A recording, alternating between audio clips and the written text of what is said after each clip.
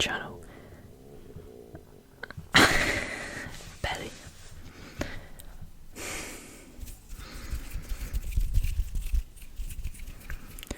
Hello, how are you? Welcome back to my channel and to this video. So, in today's video, I am going to be sharing with you some of my most favourite stories, holidays, from my holidays. So, I have 4 stories to tell. They're quite short, each one of them, but I do hope you enjoy. So, let's get straight into the first one. So, our first story is set in the Laotian city of Langbrbang, north of Laos. This story was set probably about 3 years ago, and I was on holiday with myself, my mother, and my stepdad.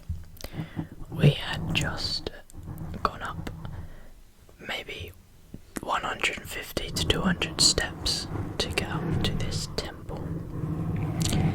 At the top of the temple, there was this amazing view across all of Langbrbang. Also, at the top of the hill was many monks, as this was a temple, a monk monastery. There was plenty of monks. So, the monks' strategy, obviously the monks live off rice and they don't have an income, but they do have families.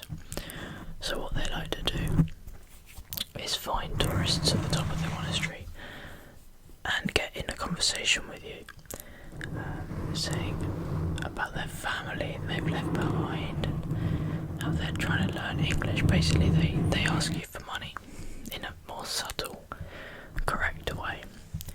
So the monk has approached us and is talking to us about his family in the farmlands way out from Langbrbang. Me and my mum walk off and leave my stepdad to talk to him. So my stepdad wants, to get him off his back, so he turns around, and I can't remember the name of the currency, but whatever the currency is called, he gives him 1,000 of it. That's a lot. You may think that's a lot. However, I do want to just tell you that in Laos, the exchange rate was 10,000 of their currency equals £1. So this meant that my stepdad had given this monk 10 pence, which might be a lot, but I don't think it was, because the facial expression that the monk showed when he received this 1,000 bill was almost horror, like he'd never been given such a low amount of money. However, my stepdad was, unbeknownst to this, thinking he had just given him £1 and that the exchange rate was not in fact 10,000 but 1,000.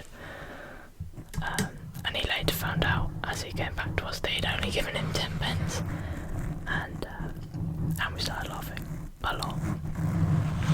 And fun fact, at my mum and stepdad's wedding, I told that story in my speech. I did. So there you go, that was a story that was very, very funny and I enjoyed a lot. The second story is also set in Laos, but in the city of Vang Vieng. Vang Vieng is in the centre of Laos, and we spent maybe 4 or 5 days there on our trip. One of the tourist attractions that you can do in Vang Vieng is a hot air balloon trip, which we opted to do. We got picked up at our tourist information centre where they sell you these trips, and we got in the back of a open truck taxi with the other tourists that were doing it with us. We drove for about 10 minutes and we started to go down this really dirty, uncemented dirt track road that looked like it was leading to the middle of nowhere. Eventually we came to a clearing in a field, massive clearing, obviously where the balloons were. They weren't inflated yet, they were still just on the floor. So we're waiting in the hot, it's sunset but it's still very hot, waiting for them to inflate the balloons because they're now late. and as we're all just minding our own business, down comes this old rusty truck with some push bikes behind, and some guys that come down. They're selling ice cream from the freezers. So whilst we're waiting for our hot air balloon to inflate, these men have come to sell us ice cream. It's almost as if they planned it. They had an agreement with the ice cream men. We will delay this tour. You come and sell your ice cream. It's a win-win. So we got our ice cream, and then we got onto the hot air balloon and we started to go up. Now, the hot air balloon is split into two segments. So let's say this is the hot air balloon. It's split probably from about here. So there's more, so it's like that split.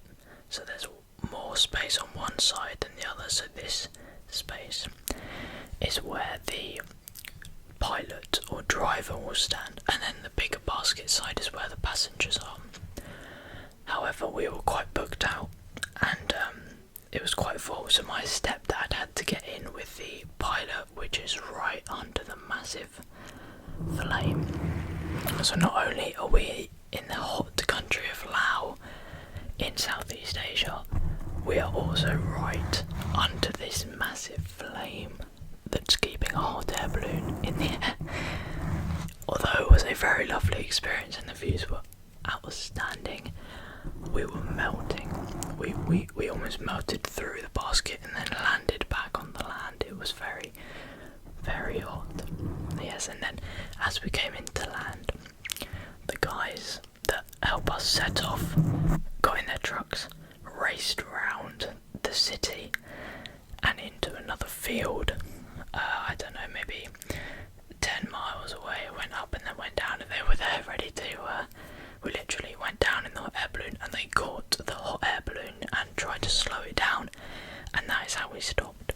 And we got out, and then we went to the pub, and that was the hot air balloon story.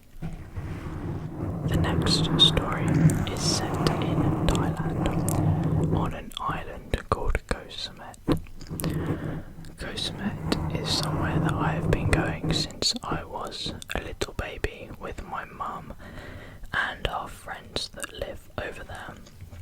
So, on this island there is an organisation that's mostly based in Southeast Asia called Trash Hero. I wore the t-shirt once in a stream, but it's basically an environmental group that's out to make the world a cleaner place.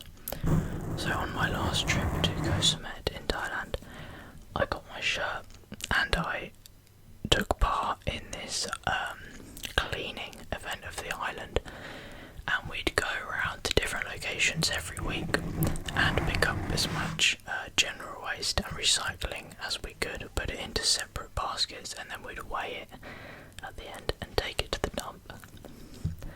And this was actually really fun, although it was really, really hot and exhausting, because we're picking up some of this. There was like a whole bed that we had to dispose of, a mattress, and so yeah, but it was really fun, and it was really nice to, we took pictures of what it was like before we started tidying compared to how it was after we'd finished, and yeah, it was really good. But after the one of the events, me and someone that was also helping out, we went fishing.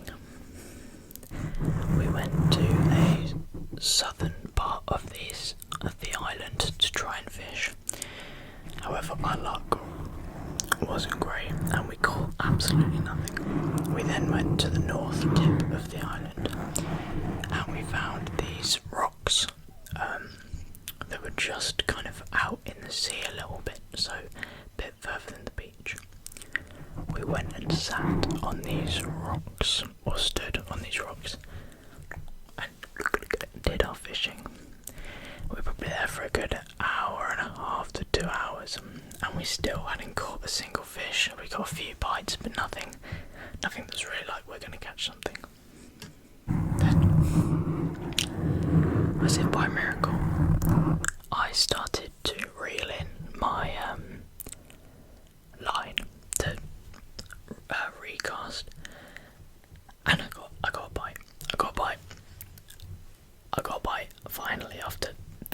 4 hours of fishing, I finally got a bite, so I'm tugging it, and the fish is probably this big, maybe. It's a very beautiful fish.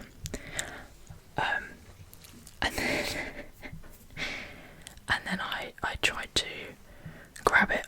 Well, I grab it, and the person I'm with takes it off the hook, and he puts it in his hand. So we're going to take a picture because we finally caught a fish. And as I go to get my phone out to take a picture, he loses the fish, and it flops back into the ocean, and we lose the fish, which was so infuriating. However, towards the end of the day of fishing, we did catch another one. I caught another one, but this time he got a firmer grip on it, and we got a photo of it. It's a very, very blurry photo because we're just trying to take it as quick as we could before the fish escaped again. But we got the photo, and I felt like I'd accomplished today fishing and spending. I don't know how much bait we went through, but I tell you, it was a lot. It was a lot, but we did it. And yeah, that was the first time I think I'd probably gone fishing as well with an actual rod, so that was really exciting for me. And I managed to catch a fish. So, I hope that you enjoyed those stories. I do apologise for not posting very much recently. My school life has been something else. But I've got a big piece of work done that's been on my mind for the last couple of weeks. That was done today, so I've done that. That's out of the way. So I've recorded this. I had a lot of fun doing it, reliving some of these stories, and I hope you enjoyed them as well. If you did, then please do be sure to let me know by leaving a like.